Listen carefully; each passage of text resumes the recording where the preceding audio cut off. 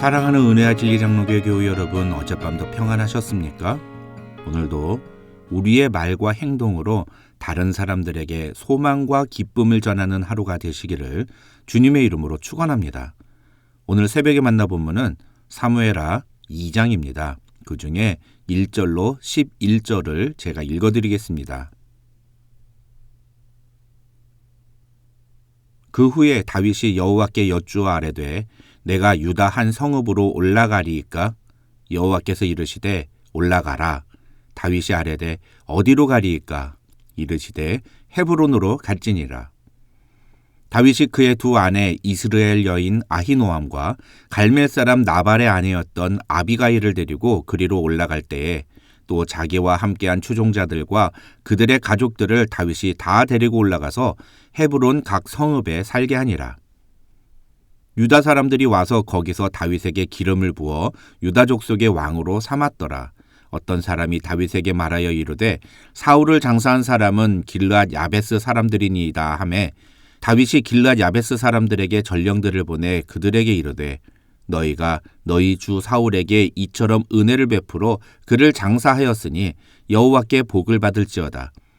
너희가 이 일을 하였으니 이제 여호와께서 은혜와 진리로 너희에게 베푸시기를 원하고 나도 이 선한 일을 너희에게 갚으리니 이제 너희는 손을 강하게 하고 담대히 할지어다. 너희 주 사울이 죽었고 또 유다 족속이 내게 기름을 부어 그들의 왕으로 삼았음이니라 하니라. 사울의 군사령관 넬의 아들 아브넬이 이미 사울의 아들 이스보셋을 데리고 마하나임으로 건너가 길르앗과 아술과 이스라엘과 에브라임과 베냐민과 온 이스라엘의 왕으로 삼았더라.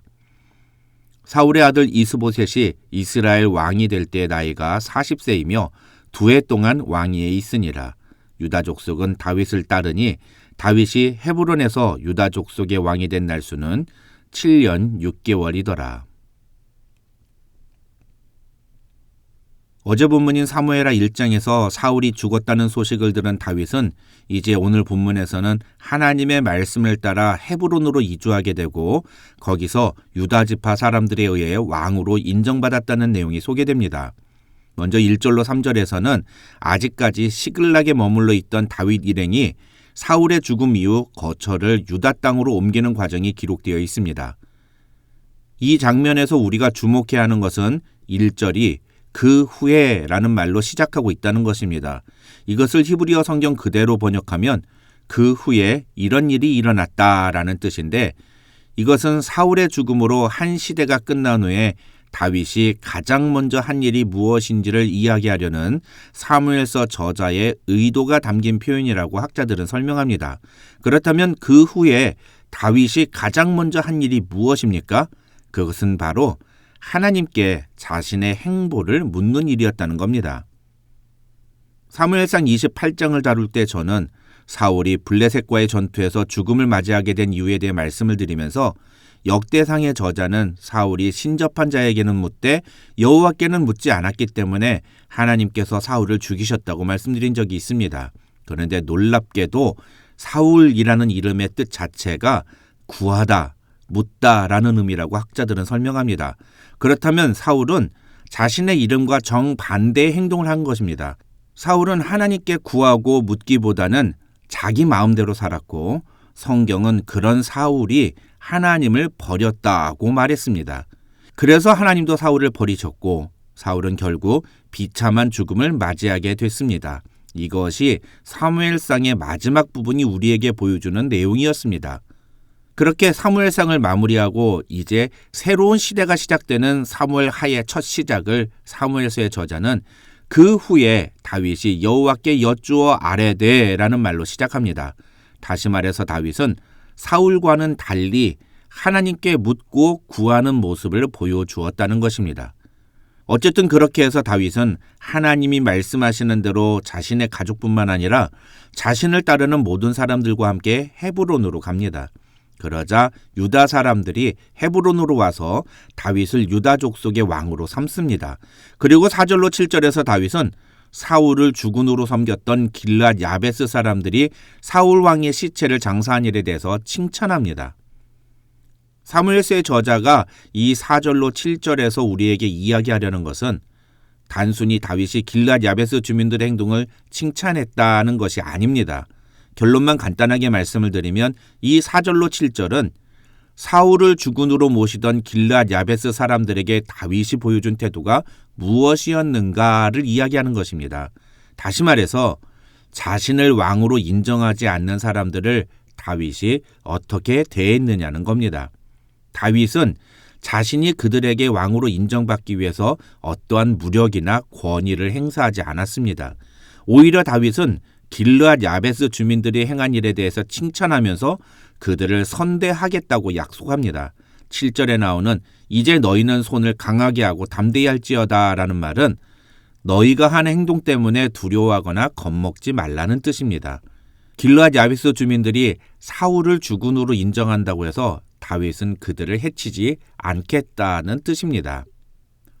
그리고 바로 이어지는 8절로 10절에서 사무엘서의 저자는 사울의 군사령관 넬의 아들 아브넬이 사울의 아들 이스보셋을 데리고 마하나임으로 건너가서 이스보셋을 길르앗과 아술과 이스라엘과 에브라임과 베냐민과 온 이스라엘의 왕으로 삼았다고 소개합니다. 이것은 유다 지파를 제외한 모든 이스라엘 사람들이 사울의 아들 이스보셋을 왕으로 인정했다는 뜻입니다.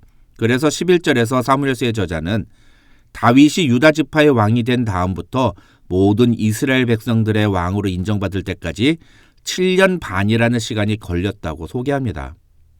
왜 다윗은 이런 선택을 했을까요? 자신은 이미 오래전부터 사울에 의해서 사울 뒤에 이스라엘의 왕으로 선택받지 않았습니까? 심지어 그것은 사울도 알고 요나단도 아는 사실이었습니다. 게다가 수많은 이스라엘 백성들이 다윗을 인정하고 지지하지 않았습니까? 결정적으로 이제는 사울이 죽었기 때문에 다음 왕을 세워야 하는 거 아닙니까? 그렇다면 최소한 백성들 앞에서 하나님이 자신을 사울왕 다음에 이스라엘을 통치할 왕으로 인정하셨으니까 나를 왕으로 인정하라고 주장할 수도 있는 거 아닙니까? 그런데 다윗은 그러지 않았다는 겁니다. 다윗은 그냥 사람들이 자발적으로 자신을 왕으로 인정할 때까지 기다렸다는 겁니다. 왜 그랬을까요? 학자들은 이러한 다윗의 태도가 결국 다윗이 하나님을 어떤 분으로 인정하고 있는지를 보여주는 가장 확실한 모습이라고 설명합니다. 다시 말해서 자신이 이스라엘의 새 왕이 되었음을 자기 스스로 주장하거나 강요하기보다는 그들이 스스로 자신을 왕으로 인정할 때까지 기다리면서 심지어 그 기간 동안 자신이 아닌 다른 사람을 왕으로 세우는 거의 반역에 가까운 행동을 하더라도 다윗이 아무런 조치도 취하지 않고 그냥 기다렸던 것은 자신을 왕으로 세우시는 것은 인간이 아니라 하나님이심을 다윗이 철저히 인정했기 때문이라는 것입니다. 그래서 다윗은 자신이 왕으로 인정받기 위해 아무 일도 행하지 않았다는 것입니다. 그에 반해 사울을 따르던 자들과 다윗을 따르던 자들 사이에 있었던 정치적인 대립과 갈등이 어떠했는지를 보여주는 대표적인 사건이 바로 12절부터 32절에 나오는 내용입니다.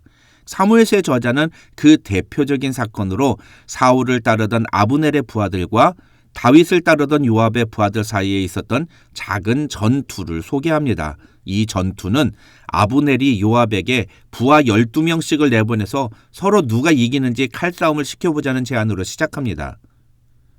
사실 이 싸움은 단순히 군사들끼리 누가 더 센가를 겨루는 수준의 전투가 아니라 국가 대 국가의 전쟁과도 같은 성격을 띠고 있습니다.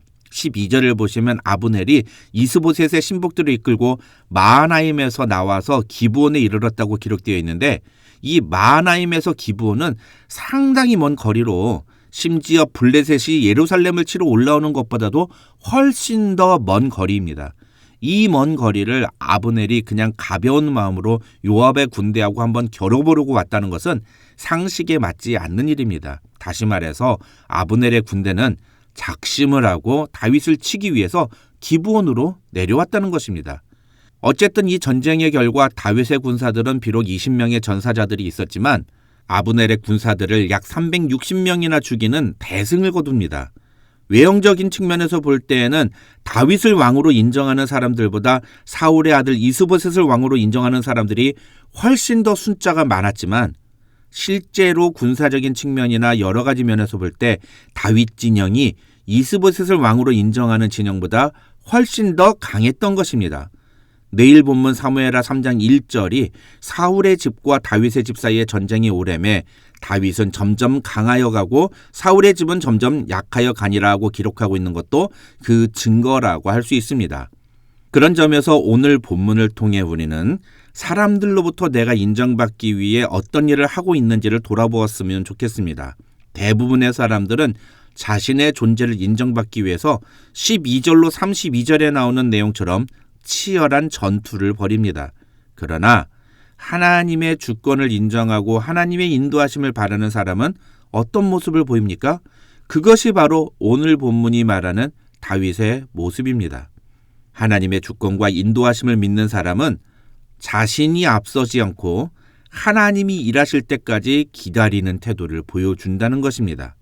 반면에 하나님의 주권을 인정하지 않는 사람일수록 무언가에 집착하고 자신의 목적을 이루지 못하면 조급해하면서 어떻게든 그것을 이루기 위해 수단과 방법을 가리지 않는, 그리고 그런 과정 속에서 드러나는 다른 사람들을 대하는 태도나 인품이 한없이 저급한 것을 볼 수 있습니다. 과연 우리의 모습은 어느 쪽에 더 가깝습니까? 앞으로 우리가 다루게 될 사무엘 하를 통해서 우리가 놓쳐서는 안 되는 다윗의 모습은 그의 행동을 통해 드러나는 그의 신앙입니다. 하나님을 철저히 의지하고 하나님의 주권을 인정하는 다윗의 모습과 그렇지 못한 사람들에 대한 대비를 읽을 수 있어야 한다는 것입니다.